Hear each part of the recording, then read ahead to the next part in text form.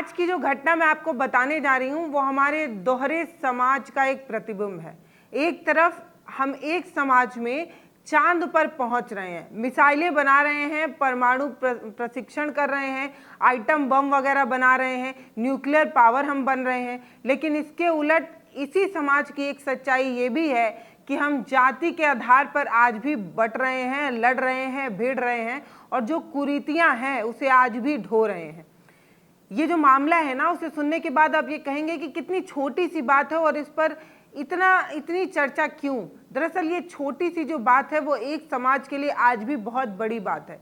एक समाज जिसे आज भी मंदिर जाने से इसलिए रोका जा रहा है क्योंकि वो अछूत कहा जाता है। एक समाज जिसे मंदिर जाने से इसलिए रोका जाता है क्योंकि वो दलित समाज से आता है। एक समाज जिसे आज भी मंदिर जाने से इसलिए रोका जा रहा है क्योंकि कथाकथित जो अपर कास्ट के जो लोग हैं, ऊंची जाति के जो लोग हैं, उन्हें उस समाज को मंदिर जाने से रोकने पर पाबंदी लगानी है और बस इसी में अपने आप को श्रेष्ठ दिखाना है। भारत जो कई मायने में अब आगे बढ़ रहा है, कई देशों को पीछे छोड़ चुका है।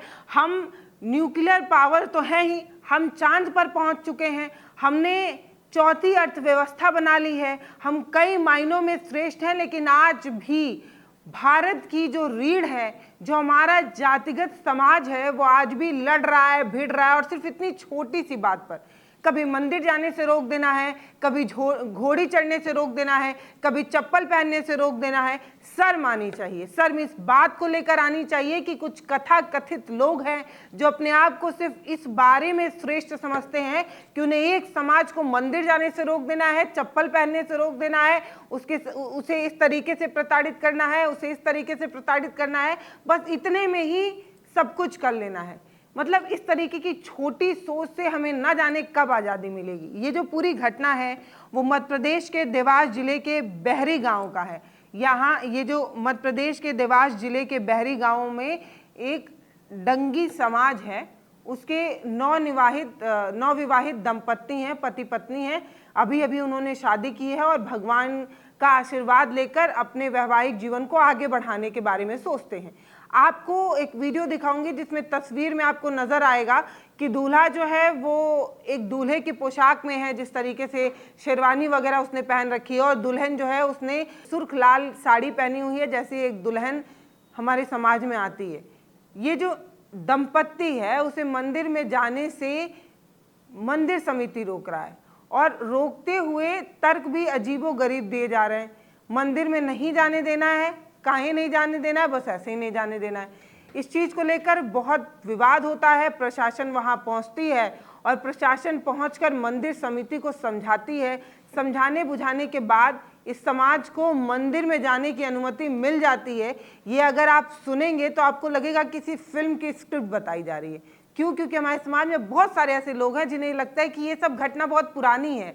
जब आर्टिकल 15 जैसी पिक्चर आती है तो लोग कहते हैं अरे यार ये पता नहीं कब की मूवी है, ये सब चीज़ें समाज में नहीं हो रही हैं। लेकिन ये समाज की एक कड़वी सच्चाई है कि इसी समाज का एक तबका ऐसा है जो रोज दिन प्रतिदिन सिर्फ इन छोटी छोटी चीज़ों के लिए जलील होता है। कभी कुएं में पानी नहीं ले पाने के लिए जलील होता है, कभी चप्पल पहनने के लिए जलील होता है, कभी घोड़ी सवार होने के लिए जलील होता है, और अब तो हद तब हो गई जब मंदिर जाने के लिए जो है वो जलील होना पड़ा।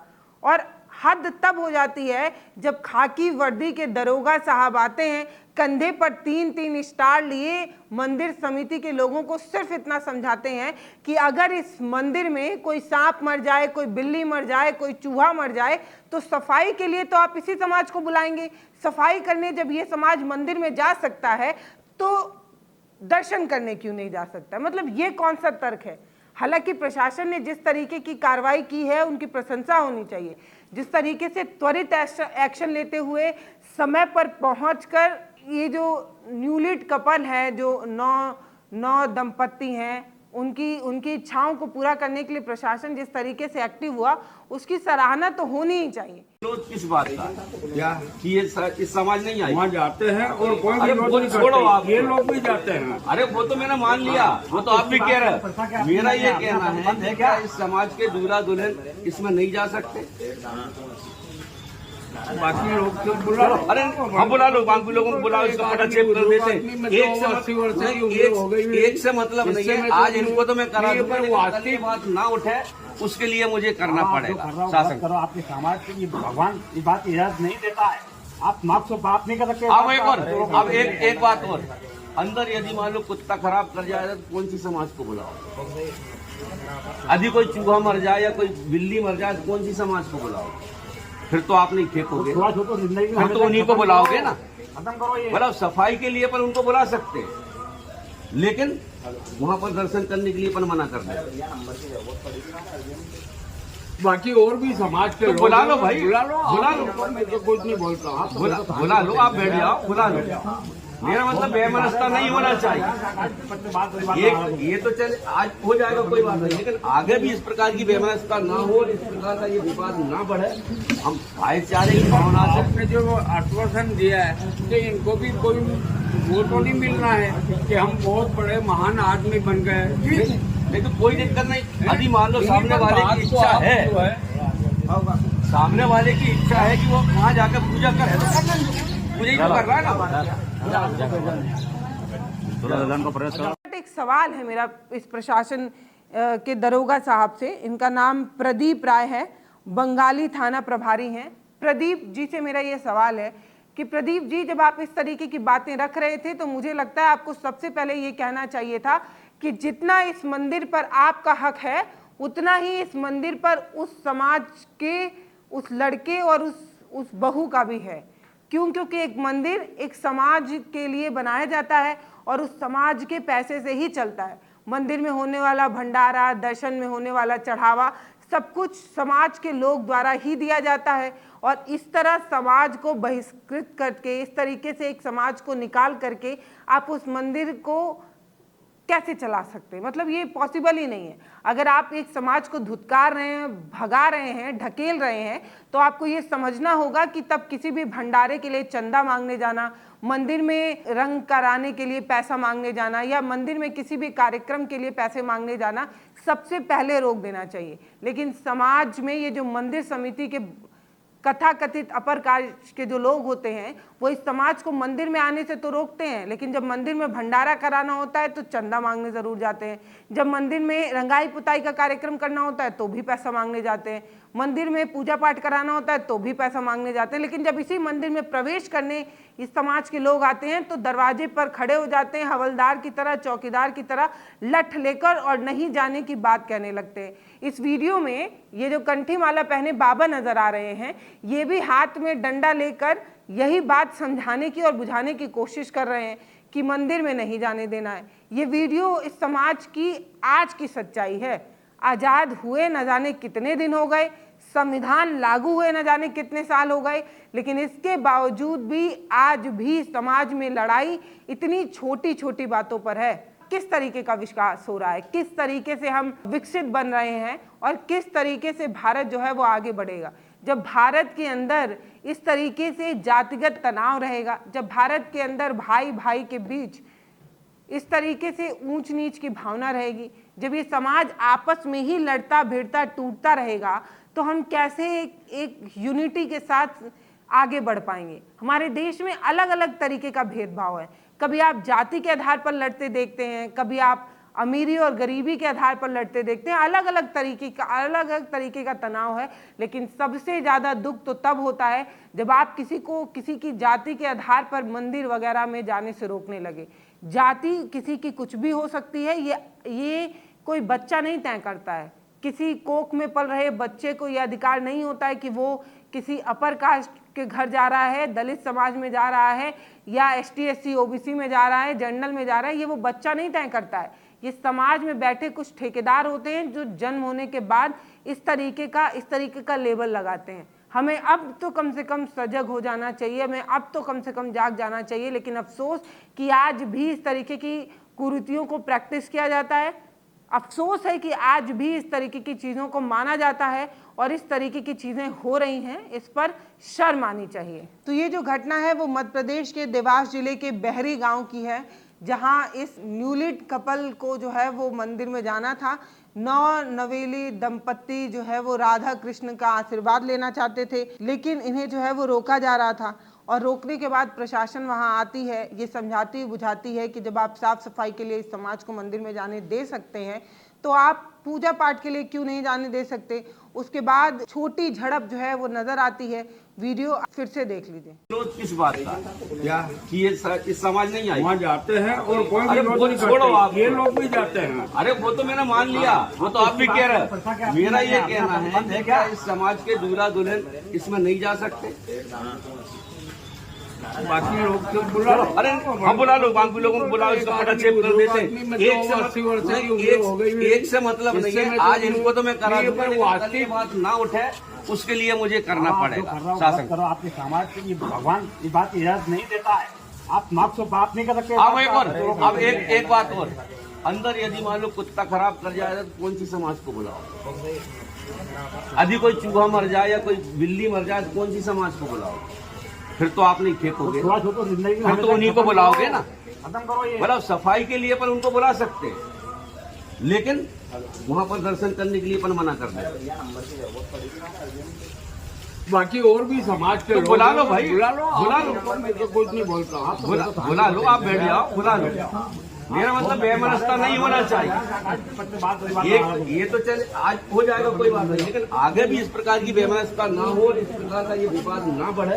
हम भाईचारे की भावना से आपने जो आश्वासन दिया है कि इनको भी कोई वो तो नहीं मिलना है कि हम बहुत बड़े महान आदमी बन गए। लेकिन कोई दिक्कत नहीं। यदि मान लो सामने वाले की इच्छा है, सामने वाले की इच्छा है कि वो वहाँ जाकर पूजा करे तो कर लेंगे। मुझे तो कर रहा है ना। कई जगहों पर जानकारी ये भी आई है कि ये जो 9 दंपत्ति हैं, उन लोगों ने मंदिर का दर्शन कर लिया था, वो गर्भगृह में जाना चाहते थे। लेकिन जो मंदिर समिति है वो इस बात की गुजारिश कर रहा था, ये बता रहा था कि जो गर्भगृह है वो सिर्फ पूजा पाठ के लिए ही खोला जाता है, हर समय गर्भगृह में प्रवेश जो है वो नहीं दिया जाता है। लेकिन तब भी ये कपल जो है वो उस गर्भगृह में जाने के लिए आतुर था, तुला हुआ था। और तब प्रशासन आती है और मंदिर समिति को समझाती है कि अगर इनकी इतनी इच्छा है तो इन्हें जाने दिया जाए। और उसके बाद जो है ये कपल वो गर्भगृह में दर्शन करता है, आशीर्वाद लेता है, घर वापस लौट जाता है। प्रशासन ने जिस तरीके से सजगता दिखाई, प्रशासन ने जिस तरीके से ऐन वक्त पर पहुंचकर एक किसी बड़ी अनहोनी होने से रोका, इसके लिए प्रशासन को धन्यवाद देना चाहिए। इसके लिए बंगाली थाना प्रभारी प्रदीप राय जी को धन्यवाद देना चाहिए कि उन्होंने जिस तरीके से एक्टिव होकर समय रहते जो है वो इस घटना को संभाल लिया, समय रहते उन्होंने पूरी रायते को फैलने से रोक दिया। बाकी कहना इतना है कि ये सब जो कुरीतियां हैं वो कैसे ख़त्म होगी, उसके लिए हमें और आपको सजग और सचेत होना होगा। समाज के रूप में हमें जो है अपने मानसिक सोच को जो है वो बदलना होगा। हम और आप सभी मिलकर अपने मानसिक सोच को अगर बदल दें, अगर ये सोच लें कि हर इंसान जिसको उसी ने बनाया है वो जब बनाने में किसी तरीके का भेदभाव नहीं करता, जब वो सबको एक तरीके का अंग देता है, एक तरीके का रंग रूप देता है, एक तरीके की शारीरिक बनावट देता है, तो हम जमीन पर आकर आपस में भेदभाव क्यों करें? जब सृष्टि रचयिता सभी मानव को एक बनाते हैं तो हम और आप आपस में जाति, धर्म, मजहब के आधार पर क्यों लड़ें? इस तरीके की मानसिकता अगर हम लोगों के अंदर आ जाए, अगर हम सब लोग एक दूसरे को मानव की तरह देखने लगें, जाति, धर्म, मजहब की तरह ना देखें, तो चीज़ें बदल सकती हैं। इसके अलावा प्रशासन जो है वो और ज़्यादा एक्टिव हो जाए, कानून जो है वो कठोर बन जाए तो चीज़ें जो है वो बदल सकती हैं। शिक्षा और जागरूकता की वजह से भी ऐसी चीज़ों को रोका जा सकता है। बाकी आपको क्या लगता है वो आप हमें कमेंट सेक्शन में लिखकर ज़रूर बताइएगा। ये भी बताइएगा कि इस तरीके की घटना जो आए दिन सुनने को मिलती है, इस तरीके की घटना जो हम रोज़ सुनते हैं, रोज़ देखते हैं, उसे हम कैसे रोकें और उसे रोकने के लिए हमारी प्रशासन को, हमारी सरकार को क्या करना चाहिए और कैसे रोका जा सकता है। ऐसी भतेरी घटनाएं पड़ी हैं, हज़ारों सैकड़ों घटनाएं पड़ी हैं, डेली ऐसी घटनाएं होती रहती हैं, दिन भर में ऐसी कई घटनाएं सुनने को मिल जाती हैं। ये एक बड़ा छोटा सा एग्जाम्पल है जिसके सहारे मैंने अपनी बात रखने की कोशिश की। ये एक आखिरी एग्जाम्पल नहीं है और ये एक लौता एग्जाम्पल नहीं है। आज भी जब मैं ये वीडियो शूट कर रही होंगी, इसी समाज के, इसी देश के किसी एक गांव में, किसी एक जगह आज भी किसी को किसी के जाति के आधार पर मारा जा रहा होगा, भगाया जा रहा होगा, धुतकारा जा रहा होगा। ये इस समाज का सच है और इसे हमें स्वीकार करना चाहिए। ये समाज की एक ऐसी बीमारी है जिसे हम और आप अपनी सजगता से ही ठीक कर सकते हैं। तो सबसे पहले ये एक्सेप्ट करिए कि आपके समाज में इस तरीके की गंदगी भरी हुई है, आपके समाज में कुछ ऐसे लोग भरे हुए हैं जो आज भी जाति के आधार पर किसी को छोटा और किसी को कमतर रखते हैं। और इस बीमारी को ठीक करने के लिए हमें और आपको सजग सचेत होना होगा। बाकी मुझे लगता है कि मैंने अपनी बात आप तक पहुंचा दी है। आप भी अपनी बात मुझ तक पहुंचा सकते हैं कमेंट के माध्यम से। तो आपकी जो भी राय हो वो आप हमें कमेंट सेक्शन में लिखकर ज़रूर बताइए।